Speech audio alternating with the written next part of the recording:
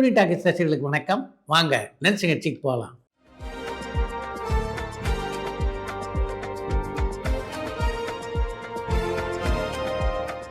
என்னப்பா முதல் கேள்வி? கமலுடைய அடுத்த பட அப்டேட் இன்னும் வராமல் இருக்க காரணம் என்னன்னு தேனியிலேருந்து ரியாஸ் கேட்டிருக்காங்க. கமல்ஹாசனுடைய அடுத்த படத்தை பற்றிய அப்டேட்டை பல மாதங்களுக்கு முன்னாலேயே அவங்க அறிவிச்சிட்டாங்க. அன்பறிவு இயக்கத்தில் தான் அடுத்து கமல்ஹாசன் ஒரு படத்தில் நடிக்க இருக்கிறார். அந்த படத்தினுடைய படப்பிடிப்பு அநேகமாக ஜனவரி மாதம் தொடங்க வாய்ப்பு இருக்கு. ரஜினியோட பர்த்டேக்கு அண்ணாமலை படம் தான் ஃபர்ஸ்ட் ரீரிலீஸ் பண்ணுறதா இருந்தது. இப்போ ஏன் படையப்பா படம் ரீரிலீஸ் பண்ணுறாங்கன்னு தேனியிலேருந்து அருண் கேட்டிருக்காங்க. கடந்த சில வாரங்களாக தியேட்டரில் வசூலே இல்லை அப்படின்னு திருப்பூர் சுப்பிரமணியம் கூட சமீபத்தில் ஒரு பேட்டியில் தெரிவிச்சிருந்தார். டிசம்பர் 12ஆம் தேதி ரஜினியுடைய 2 படம் வெளியானா நிச்சயமாக தியேட்டருடைய வசூல் கூடும் இல்லையா? அது நல்லது தானே, நடக்கட்டுமே. வெளிநாட்டில் எடுக்கப்பட்ட முதல் தமிழ் படம் சிவந்தமன் தானே, நீங்கள் லென்ஸில் வேற ஏதோ படம் சொல்கிறீங்களே, இதில் எது உண்மைன்னு பத்மநாபன் நியூயார்க்லேருந்து கேட்டிருக்காங்க. வெளிநாட்டில் எடுக்கப்பட்டு முதல்ல வெளிவந்த படம் அப்படின்னு சிவந்தமன் படத்தை சொல்லலாம்.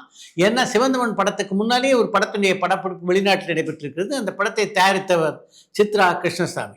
உலகம் சுற்றுவாலிவன் படத்தினுடைய படப்பிடிப்பு ஜப்பானில் நடைபெற்ற போது எம்ஜிஆருக்கு துணையாகவும் உதவியாக இருந்தார். அந்த சித்ரா கிருஷ்ணசாமி தான் சிவாஜி கதாநாயகன் நடிக்க ஒரு திரைப்படத்தை 1963ஆம் ஆண்டிலேயே எடுத்தார்.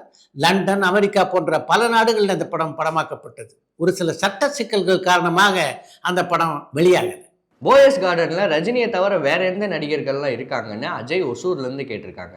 போயஸ் கார்டனில் இப்போ இருக்கிறதுனா ரஜினியும் தனுஷும் மட்டும்தான். அங்கே நயன்தாராவுக்கும் வீடு இருக்கிறது. ஆனால் அந்த வீட்டில் அவர் தங்குவதாக தெரியல. உலகத்திலேயே மிகப்பெரிய சினிமா தியேட்டர் எங்கே இருக்குன்னு தோரணமலையிலேருந்து செண்பகராமன் கேட்டிருக்காங்க. உலகிலேயே மிகப்பெரிய தியேட்டர்னா அது ஹாலிவுட் பவுல் அப்படின்ற தியேட்டர் தான். இது அமெரிக்காவில் இருக்கிறது. ஒரே நேரத்தில் 17,500 பேர் அமர்ந்து இங்கே படம் பார்க்கலாம். ஒரு டைரக்டர் ஏதாவது ஒரு சீன் ஷூட் பண்ணும்போது ரொம்ப சாட்டிஸ்ஃபையாக ஃபீல் பண்ணுவாங்க. அந்த மாதிரி நீங்கள் எந்த சீன் ஷூட் பண்ணும்போது சாட்டிஸ்ஃபையாக ஃபீல் பண்ணீங்கன்னு தமிழன் புதுச்சேரியிலேருந்து கேட்டிருக்காங்க. சூரசம்ஹாரம் படத்தில் ஒரு நார்காட்டிக் போலீஸ் ஆஃபீஸராக தான் கமல்ஹாசன் நடித்திருப்பார். ஒரு காலகட்டத்தில் அவருக்கே அந்த போதை மருந்தை இந்த வில்லன்கள் செலுத்தி விடுவார். அப்படி போதைக்கு ஆளான ஒரு கட்டத்தில் கமல்ஹாசன் நடிப்பு நடிச்சிருப்பார் பாருங்க.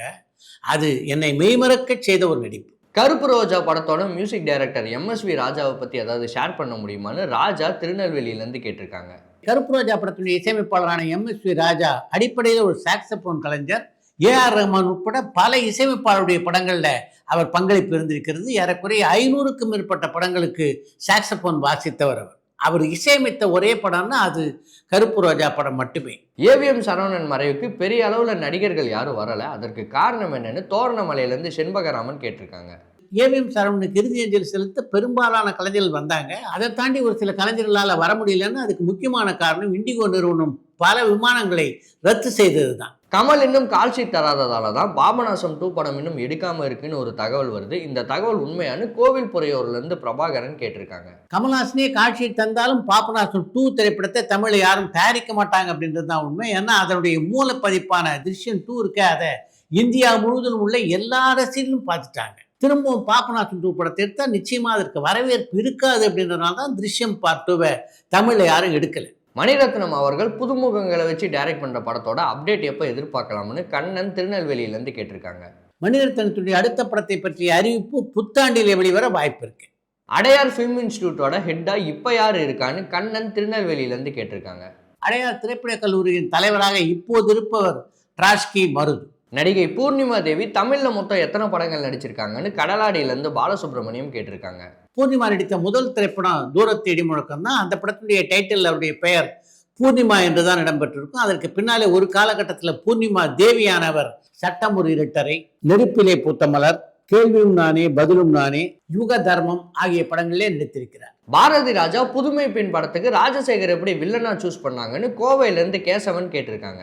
புதுமை பெண் படத்திலே அந்த பாத்திரத்தை நடிப்பதற்காக ஒரு புதுமுக நடிகரை நாங்கள் தேடிக்கொண்டிருந்த போது வேணு என்கின்ற தெலுங்கு தயாரிப்பாளர் தான் பாரதி ராஜாவுக்கு ராஜசேகரை பற்றி சொன்னார். உடனடியாக அவரை அழைத்து கொண்டு வரும்படி சொன்னோம். உட்லண்ட்ஸ் ஹோட்டலில் தான் வந்து பாரதி ராஜாவை சந்தித்தார் ராஜசேகர். முதல் சந்திப்பிலேயே இவர் சரியா இருப்பார், இவரை பயன்படுத்திக் கொள்ளலாம் என்று பாரதி ராஜா முடிவெடுத்தார். அதன் காரணமாக தான் அந்த படத்தில் இருக்கக்கூடிய வாய்ப்பு ராஜசேகருக்கு அமைந்தது. இன்டோர் ஷூட்டிங், அவுட்டோர் ஷூட்டிங் இந்த ரெண்டுல எதுக்கு அதிகமாக செலவாகும்னு புதுச்சேரியிலேருந்து தமிழன் கேட்டிருக்காங்க.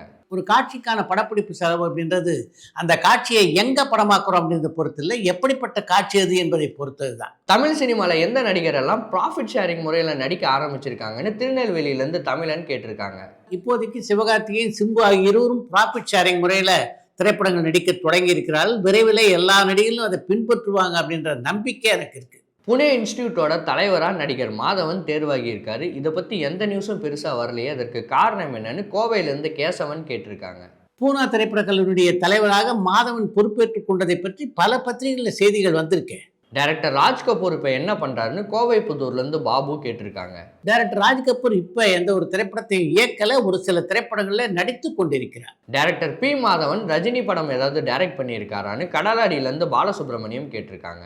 என் கேள்விக்கு என்ன பதில்? சங்கர், சலீம், சைமன் ஆகிய 2 படங்கள்ல பி மாதவனுடைய இயக்கத்திலே சூப்பர் ஸ்டார் ரஜினிகாந்த் நடித்திருக்கிறார்.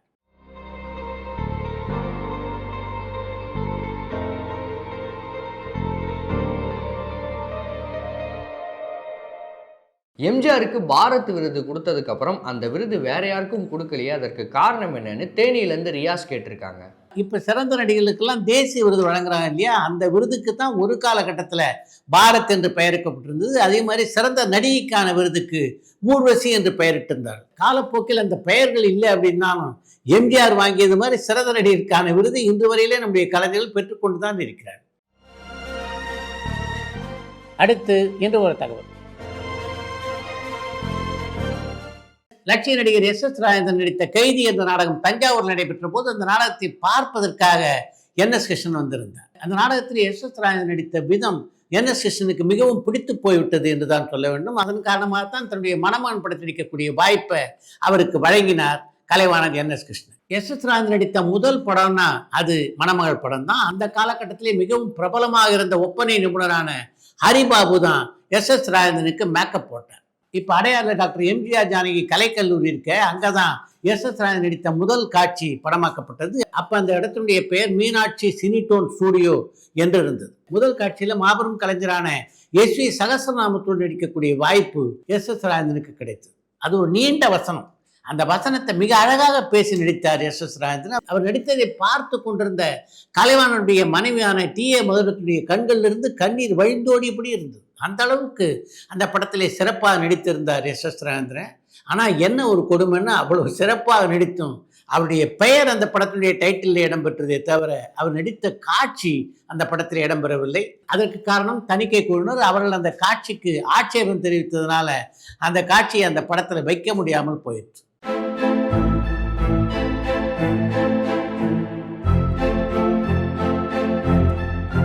இத்துடன் இன்றைய லஞ்ச் நிகழ்ச்சி நிறைய பெறுகிறது. மீண்டும் அடுத்த லஞ்ச் நிகழ்ச்சியிலே சந்திப்போம்.